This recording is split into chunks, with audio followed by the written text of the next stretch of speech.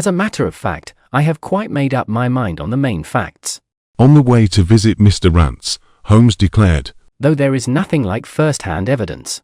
"You amaze me, Holmes," said I. "Surely you are not as sure as you pretend to be of all those particulars which you gave."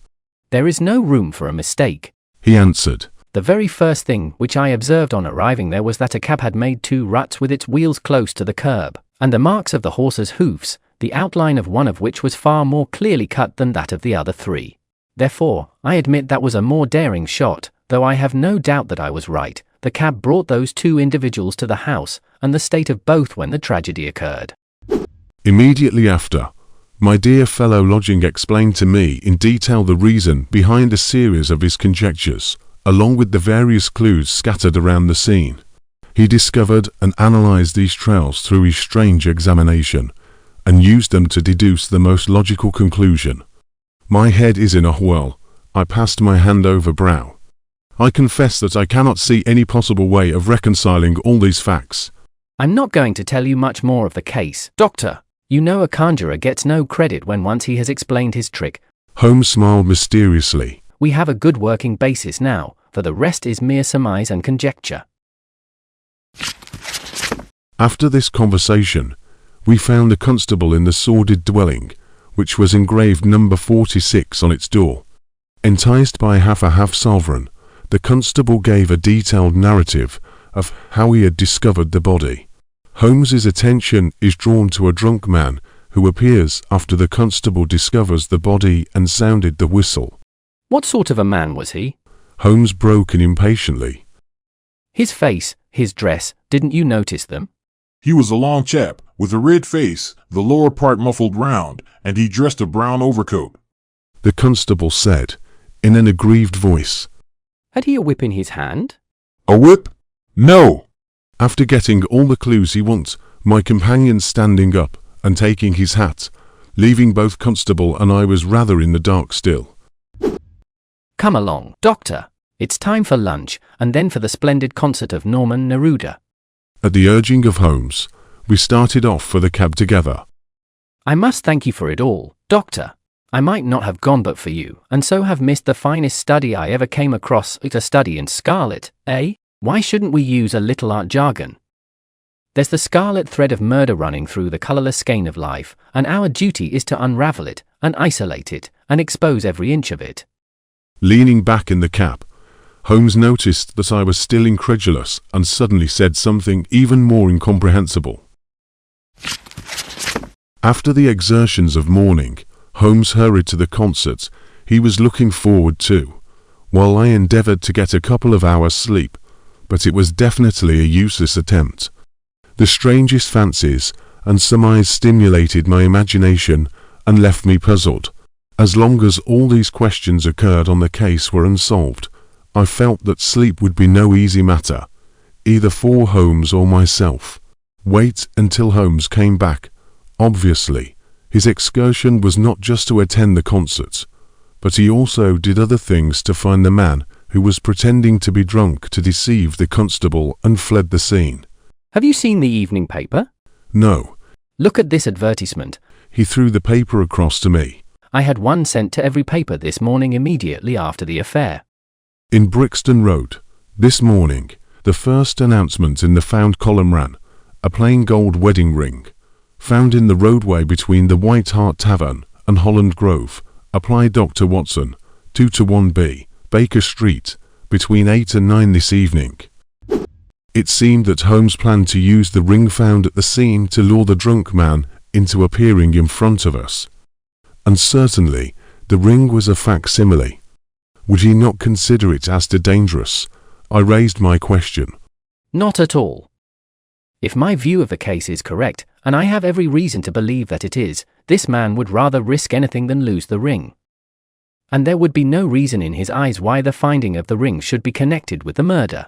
He would come. He will come. You shall see him within an hour. And then, I asked. Oh, you can leave me to deal with him then. Have you any arms? Prompted by Holmes, I made all preparation to meet the visitor, whom Holmes rated as desperate. Beyond our expectation, instead of the man of violence whom we imagined, A very old and wrinkled woman hobbled into the apartment. The old crone drew out an evening paper and pointed at our advertisement. "It's this as has brought me, good gentlemen," she said, dropping another curtsy. "a gold wedding ring in the Brixton Road. It belongs to my girl Sally."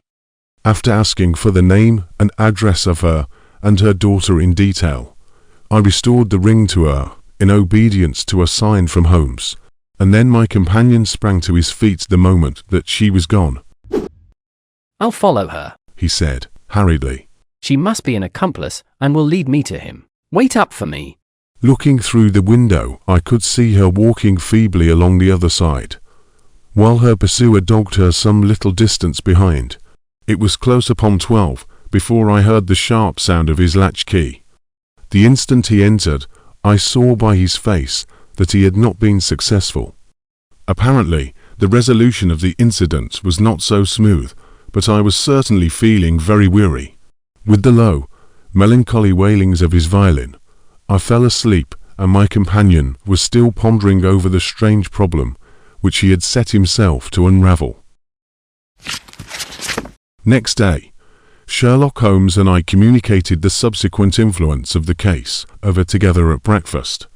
At this moment, there was half a dozen of the dirtiest and most ragged street Arabs rushed into our room. "What on earth is this?" I cried. "It's the Baker Street Division of the Detective Police Force," said my companion, gravely, and then he assigned some requests and tasks to them. "There's more work to be got out of one of those little beggars than out of a dozen of the force. Hello! We're going to hear some news now with a vengeance. Here is Gregson coming down and the road with beatitude written upon every feature of his face. Bound for us, I know. Yes, he is stopping. There he is." There was a violent peal at the bell, and in a few seconds the fair-haired detective burst into our sitting room. "My dear fellow," he cried, wringing Holmes' unresponsive hand, "congratulate me. I have made the whole thing as clear as day." "Take a seat and try one of these cigars," my companion said. "Let us hear how you arrived at this most gratifying result." "And how did you get your clue?" asked I, with curiosity. "I'll tell you all about it. Of course, Dr. Watson, this is strictly between ourselves. You remember the hat beside the dead man?" The hat was made by John Underwood and Sons, 129, Camberwell Road, and then according the records of Underwood, Gregson get at the address of Mr. Drebber, residing at Charpentier's boarding establishment, Torquay Terrace. Gregson next called upon Madame Charpentier, and she was obviously concealing something with an inquiry, but her daughter Alice didn't want to do such a thing, so she disclosed the truth to Gregson, which forced the Madame to confess everything. Mr. Drebber had lived in the Charpentiers' boarding establishment nearly 3 weeks. He was coarse in his habits and brutish in his ways. Worst of all, on that very day, he assumed the same attitude towards Alice, proposed to her that she should fly with him. Poor Alice was so frightened that she shrunk away from him, but he caught her by the wrist and endeavoured to draw her towards the door. Madame Charpentier screamed, and at that moment her son Arthur came into the room. Then were the sounds of oaths and the confused sounds of a scuffle. At last, Arthur stood in the doorway laughed, with a stick in his hand. "I don't think that fine fellow will trouble us again," he said. "I will just go after him and see what he does with himself." With those words this youth took his hat and started off down the street. The opinion of Gregson was that Arthur apparently followed Drebber as far as the Brixton Road, when there, a fresh altercation arose between them. Then there was the situation we were familiar with. "It's quite exciting," said Sherlock Holmes, with yawn. "Really, Gregson, you are getting along. We shall make something of you yet." "I flatter myself that I have managed it rather neatly," the detective answered proudly. At this time, Lestrade, who was uncommonly disarranged and untidy in contrast to usual, had ascended the stairs while we were talking, and entered the room. "The secretary, Mr. Joseph Stangerson," said Lestrade, gravely, before the triumphant expression of Gregson, "was murdered at Halliday's private hotel about 6 o'clock this morning." The intelligence with which Lestrade greeted us was so momentous and so unexpected that we were all three fairly dumbfounded. The deceased's name was Enoch Drebber, an American traveller who hadn't been in England for long, so no one knew about his past except his secretary, Joseph Stangerson, who shared the same background. Are you sure of this piece of intelligence? Stammered Gregson. I have just come from his room. Said Lestrade. I was the first to discover what had occurred. We have been hearing Gregson's view of the matter. Holmes observed. Would you mind letting us know what have you seen and done? I have no objection. Lestrade answered, seating himself.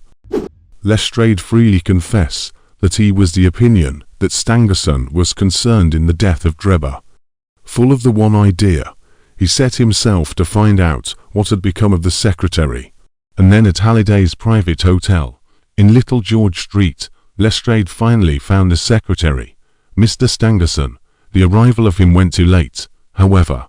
Mr. Stangerson was quite dead, and had been for some time, and the word Raish, written in letters of blood, was above this poor murdered man. This is the account of the new case, as Lestrade related it in an awestruck voice, and we were all silent for a while. Afterwards Lestrade began to show the evidence he collected from the scene one by one, at the request of my companion, until a small chip ointment box, containing a couple of pills appeared. Sherlock Holmes sprang from his chair with an exclamation of delight. The last link, he cried, exultantly. My case is complete. Then I followed the mandate of Holmes and brought the terrier, which was not far from its end. Holmes used this poor creature as a test subject to demonstrate the toxicity of the pills and the correct of his conjecture. After the experiment, Lestrade, Gregson, and I all fiercely asked that Holmes would reveal the name of the murderer as soon as possible, and then Holmes rejected our request and subsequently assistance. At this moment, the spokesman of the street Arabs, young Wiggins, suddenly appeared. Holmes asked young Wiggins to ask the cabman to help him with his boxes. Then my companion pulled out a small portmanteau and began to strap it when the cabman entered the room. Just give me a help with this buckle, cabman, he said, kneeling over his task and never turning his head. The fellow put down his hands to assist. At that instant there was a sharp click, the jangling of metal, and Sherlock Holmes sprang to his feet again. Gentlemen, he cried, with flashing eyes. Let me introduce you to Mr. Jefferson Hope, the murderer of Enoch Drebber and of Joseph Stranger son. The whole thing occurred in a moment, and the cabman immediately wrenched himself free from Holmes's grasp, but Holmes and the detectives sprang upon him, and then commenced a terrific conflict. At last, we worked together to subdue him. We have his cab, said Sherlock Holmes, with a pleasant smile. We have reached the end of our little mystery. You are very welcome to put any questions that you like to me now, and there is no danger that I will refuse to answer them.